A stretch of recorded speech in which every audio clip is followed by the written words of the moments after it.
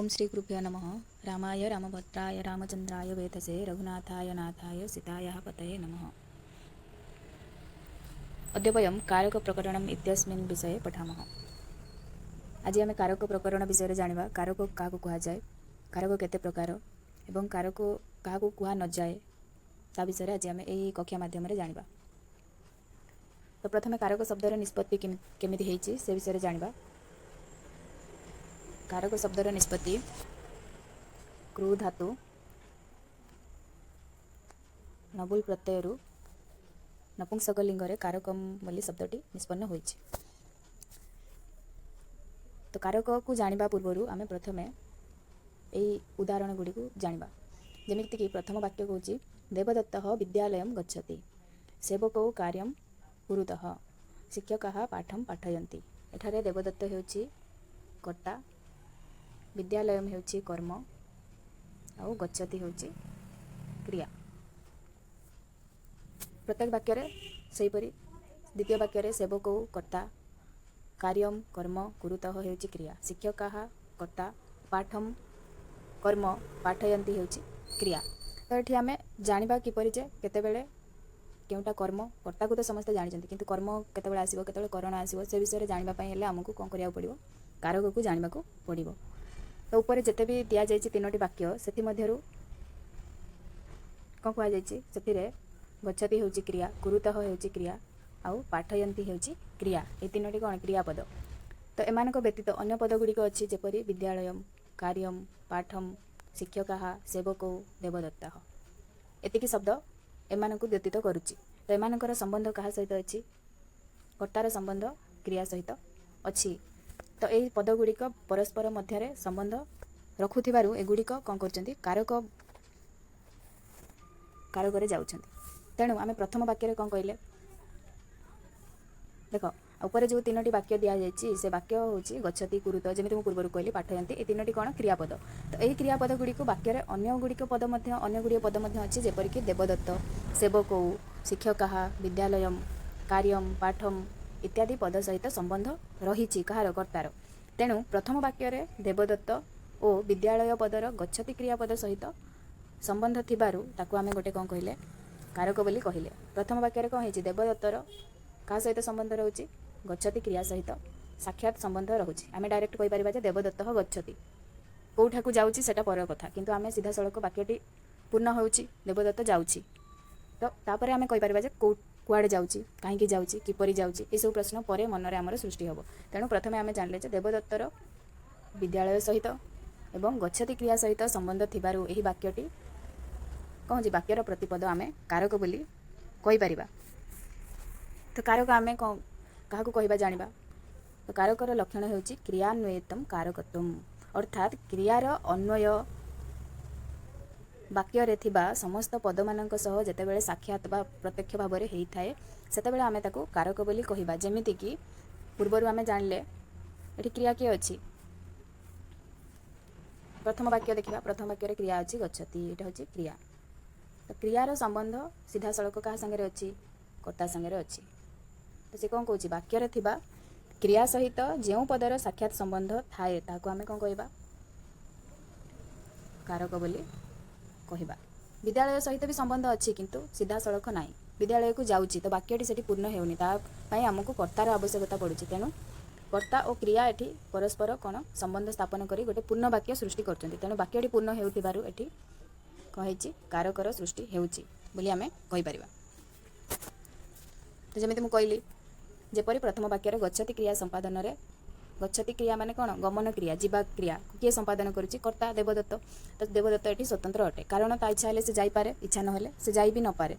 तो ताकू जेहेतु ता ऊपर निर्भर करूछि, देवदत्त ऊपर निर्भर करूछि कि गमन क्रिया। तेणु देवदत्त गमन क्रियार संपादनर कर्ता होइथिबारु क्रियापद सहित तार कर्तृत्व संबंध एठी व्यक्त हेउछि। देवदत्त हेउछि कर्ता, गच्छति हेउछि क्रिया। तो गच्छति क्रिया को करूथिबार व्यक्ति हेउछि देवदत्त। तेणु से हेउछि कर्तृत्व संबंध एठी क्रिया सहित देवदत्तर सृष्टि हेउथिबारु तो देवदत्त हैला कोन एठी हमर कर्तृ कारक। बुझि पाइलो। तापरे आउ गोटे मध्ये आमे कहूजे क्रियान्वयितम कारक आमे काहु कहबा क्रियान्वयितम कारकत्वम मध्ये कहबा। आउ कोन कहि परिबा करोति क्रियाम निर्वर्तयति इति कारकम। ଯିଏ କ୍ରିୟାକୁ ସମ୍ପାଦନ କରେ ତାହାକୁ ଆମେ କାରକ ବୋଲି କହିବା। ଯିଏ କ୍ରିୟାକୁ ସମ୍ପାଦନ କରେ ମାନେ କେହି ଜଣେ ବ୍ୟକ୍ତି କର୍ତ୍ତା କ୍ରିୟାକୁ ସମ୍ପାଦନ କରେ, ତ ଆମେ ସେତେବେଳେ ତାକୁ କ'ଣ କହିଲେ, ଯେମିତି ଦେବଦତ୍ତ ଯିବା କ୍ରିୟାକୁ ସମ୍ପାଦନ କରୁଛି, ଗଚ୍ଛତି କ୍ରିୟାକୁ, ତ ସେତେବେଳେ ଦେବଦତ୍ତ ହେଲା କର୍ତ୍ତୃକାରକ, ତ ଆମେ ତାକୁ କାରକ କହିବା। ତ କାରକ ତାପରେ କେତେ ପ୍ରକାର ଜାଣିବା।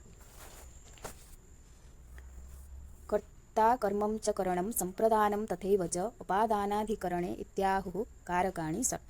ତ କାରକ କେତେ ପ୍ରକାର? କର୍ତ୍ତା କାରକ, କର୍ମ କାରକ, କରଣ କାରକ, ସମ୍ପ୍ରଦାନ କାରକ, ଅପାଦାନ କାରକ ଏବଂ ଅଧିକରଣ କାରକ।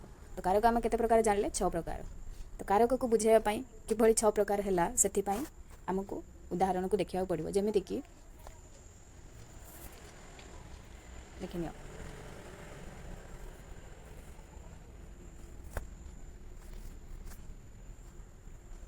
ତ କର୍ତ୍ତା କାରକକୁ ଜାଣିବା ପାଇଁ ହେଲେ ତୁମ ମନରେ ପ୍ରଶ୍ନ ଆସିବା ଦରକାର, କହ ଯଦି ଲଗେଇ ତୁମେ ବାକ୍ୟରେ ପ୍ରଶ୍ନ କଲ, ଯଦି ତୁମକୁ ଉତ୍ତର ଜଣେ ବ୍ୟକ୍ତି ବିଶେଷ ମିଳୁଛି, ତେବେ ସେ ହେଉଛି କର୍ତ୍ତୃକାରକ। ତୁମେ ଯେତେବେଳେ କ'ଣ ଲଗେଇକି ପ୍ରଶ୍ନ କରିବ, କ'ଣ,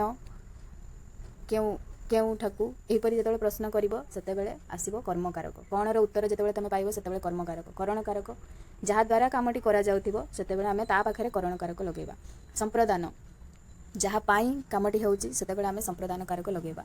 ଅପାଦାନ, ଯାହାଠାରୁ ବିଚ୍ଛେଦ ହେଉଛି, ସେତେବେଳେ ବିଚ୍ଛେଦ ହେଉଥିବା ସ୍ଥାନଠାରେ ଆମେ କ'ଣ କରିବା? ଅପାଦାନ କାରକ ବା ଅପାଦାନ କାରକ ଲଗାଇବା। ତାପରେ ଅଧିକରଣ କାରକ କେତେବେଳେ ଲଗାଇବ? ଯେତେବେଳେ ରେ, ଠାରେ, ମାନଙ୍କଠାରେ ଇତ୍ୟାଦି ବିଭକ୍ତିର ଚିହ୍ନ ଯେତେବେଳେ ତୁମକୁ ସୂଚିତ ହେବ, ସେତେବେଳେ ତୁମେ କ'ଣ କରିବ? ଅଧିକରଣ କାରକ ବା ସପ୍ତମୀ ବିଭକ୍ତିକୁ ପ୍ରୟୋଗ କରିବ। ତ ଦେଖିବା, କହ ଗଚ୍ଛତି, ଦେଖ ଏଠି କହ ଗଚ୍ଛତି, ପୁତ୍ରଃ ଗଚ୍ଛତି, ପୁତ୍ର ଯାଉଛି, କେହି ଜଣେ ବ୍ୟକ୍ତି ଯାଉଛି। ଯେତେବେଳେ ଗୋଟେ ବ୍ୟକ୍ତି ଯାଉଛି, କହ ଲଗେଇ ପ୍ରଶ୍ନ କଲି ଆଉ ମୋତେ ଉତ୍ତରରେ ଆସିଲା ପୁତ୍ରଃ, ତ ସେତେବେଳେ ପୁତ୍ର ପାଖରେ ଯେଉଁ ପ୍ରଥମା ବିଭକ୍ତି ହେଇଛି, କର୍ତ୍ତୃତ୍ୱ ଗୁଣ ପାଇଁ ତାର ଗମନ କ୍ରିୟାଟା ସାଧନ ହେଉଛି, ତେଣୁ ଆମେ ପୁତ୍ର ପାଖରେ କ'ଣ ଲଗେଇଲେ?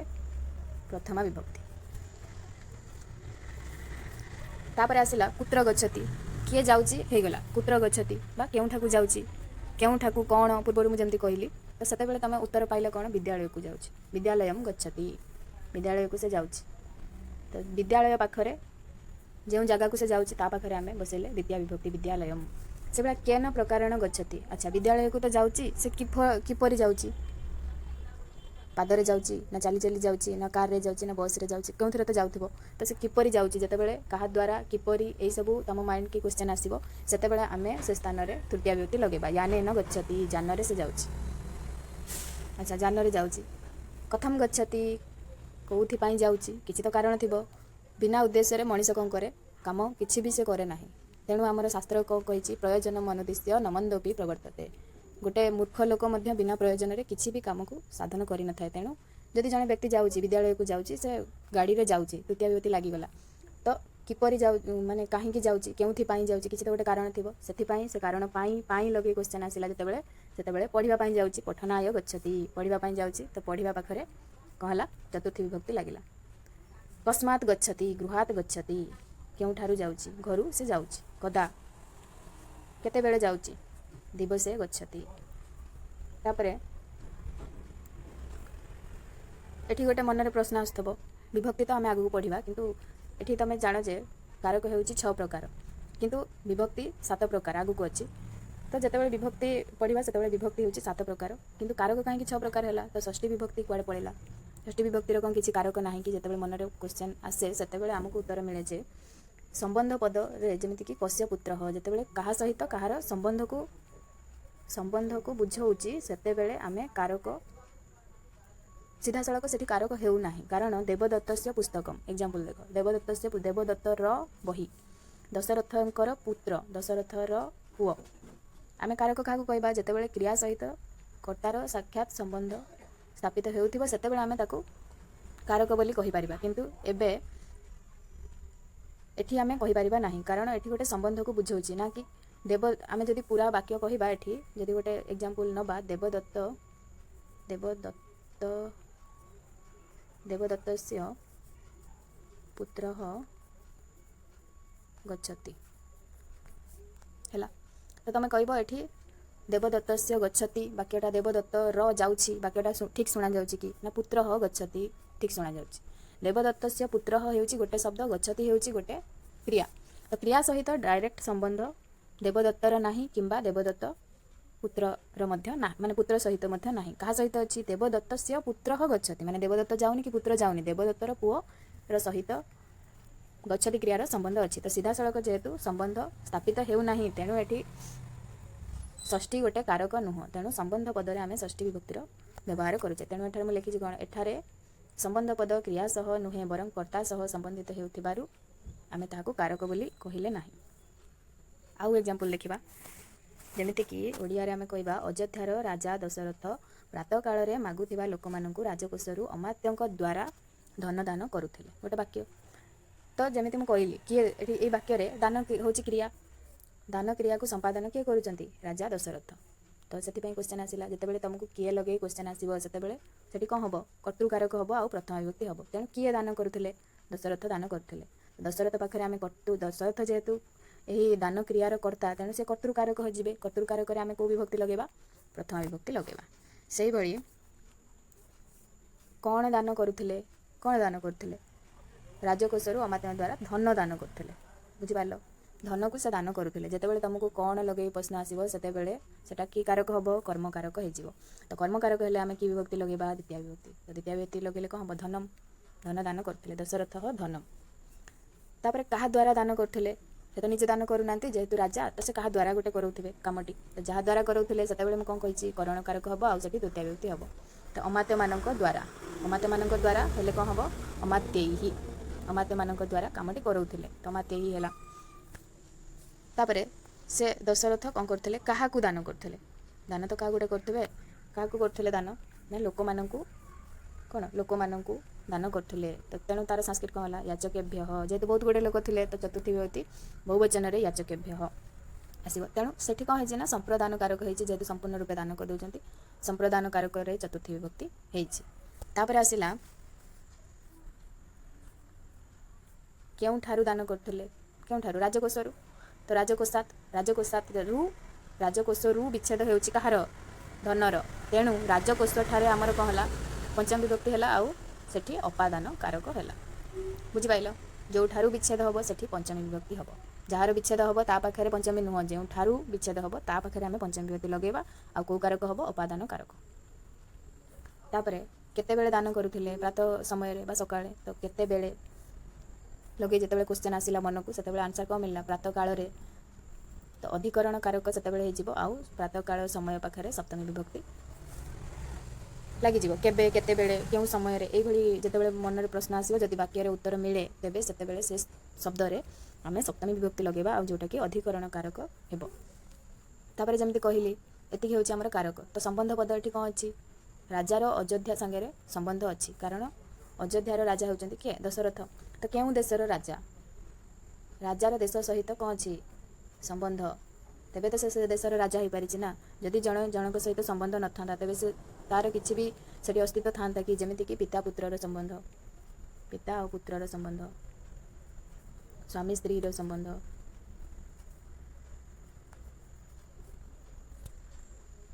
ତାପରେ ସ୍ୱାମୀ ଭୃତ୍ୟର ସମ୍ବନ୍ଧ। ଭୃତ୍ୟ ମାନେ କ'ଣ? ଯେଉଁମାନେ କାମ କରନ୍ତି, ଚାକର, ସେମାନଙ୍କର ସମ୍ବନ୍ଧ, ପିତା ପୁତ୍ରର ସମ୍ବନ୍ଧ, କିଛି ବି ସମ୍ବନ୍ଧ ହେଇପାରେ। ତ ଯେତେବେଳେ ଆମେ ସମ୍ବନ୍ଧ ପଦକୁ ବୁଝୁଛେ ସେତେବେଳେ ସେଠାରେ କ'ଣ ହେବ? ଷଷ୍ଠୀ ବିଭକ୍ତିର ଆଶୟ ହେବ ଆଉ ସମ୍ବନ୍ଧ ପଦ ତାକୁ ଆମେ କହିବା ନା କି ତାକୁ ଷଷ୍ଠୀ କାରକ କହିବା। ଷଷ୍ଠୀ କାରକ କେବେ ବି ହେଇନଥାଏ, ତାହା ଷଷ୍ଠୀ ବିଭକ୍ତି ହେଇଥାଏ ଆଉ ସମ୍ବନ୍ଧେ ଷଷ୍ଠୀ ବୋଲି ଆମେ କହିଥାଉ।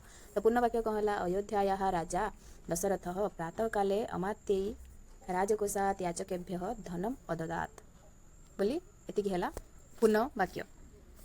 ତ এই କ୍ଲାସ୍ରୁ ଆମେ ଜାଣିଲେ ଯେ କାରକ କାହାକୁ କୁହାଯାଏ। ଯେମିତିକି କ୍ରିୟାନ୍ୱୟିତ୍ୱମ୍ କାରକତ୍ୱମ୍, କ୍ରିୟାଜନକତ୍ୱମ୍ କାରକତ୍ୱମ୍, ଆଉ କାହାକୁ କୁହାଗଲା? କରୋତି କ୍ରିୟାମ୍ ନିର୍ବର୍ତ୍ତୟତି ଇତି କାରକମ୍। ଅର୍ଥାତ୍ ଯିଏ କ୍ରିୟାକୁ ସମ୍ପାଦନ କରେ ତାହାକୁ ଆମେ କାରକ କହିବା।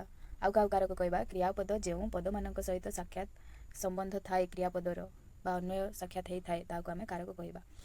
ଆଉ ତାପରେ କ'ଣ ଜାଣିଲେ ଆମେ? କାରକ କେତେ ପ୍ରକାର? କାରକ 6 ପ୍ରକାର। କର୍ତ୍ତୃକାରକ, କର୍ମକାରକ, କରଣକାରକ, ସମ୍ପ୍ରଦାନ କାରକ, ଅପାଦାନ କାରକ ଆଉ ଅଧିକରଣ କାରକ। ତ କର୍ତ୍ତୃକାରକରେ ପ୍ରଥମା ବିଭକ୍ତି, କର୍ମକାରକରେ ଦ୍ୱିତୀୟ ବିଭକ୍ତି, କରଣକାରକରେ ତୃତୀୟ ବିଭକ୍ତି, ସମ୍ପ୍ରଦାନ କାରକରେ ଚତୁର୍ଥୀ ବିଭକ୍ତି, ଅପାଦାନ କାରକରେ ପଞ୍ଚମୀ ବିଭକ୍ତି, ଅଧିକରଣ କାରକରେ ସପ୍ତମୀ ବିଭକ୍ତି ହେବ। ତ ଷଷ୍ଠୀ ବିଭକ୍ତି ପାଇଁ କୌଣସି କାରକ ନାହିଁ, କାରଣ ଷଷ୍ଠୀ ବିଭକ୍ତିର କ'ଣ ହେଉଛି, ସିଧାସଳଖ କର୍ତ୍ତା ସହିତ ଷଷ୍ଠୀ ବିଭକ୍ତିର ସମ୍ବନ୍ଧ ନଥିବାରୁ ତାହାକୁ ଆମେ ସମ୍ବନ୍ଧ କାରକରେ ସୂଚିତ କଲେ। ଏହି 6 ଗୋଟି କାରକ ମଧ୍ୟରେ ତାର ଷଷ୍ଠୀ ବିଭକ୍ତି ବା ଷଷ୍ଠୀ ବିଭକ୍ତିର କୌଣସି କାରକର ଗଣନା କରାଯାଇ ନାହିଁ ବୋଲି ଆମେ ଏହି କ୍ଲାସ୍ରୁ ଆମେ ଏତିକି ତାର କ୍ରିୟା ସହିତ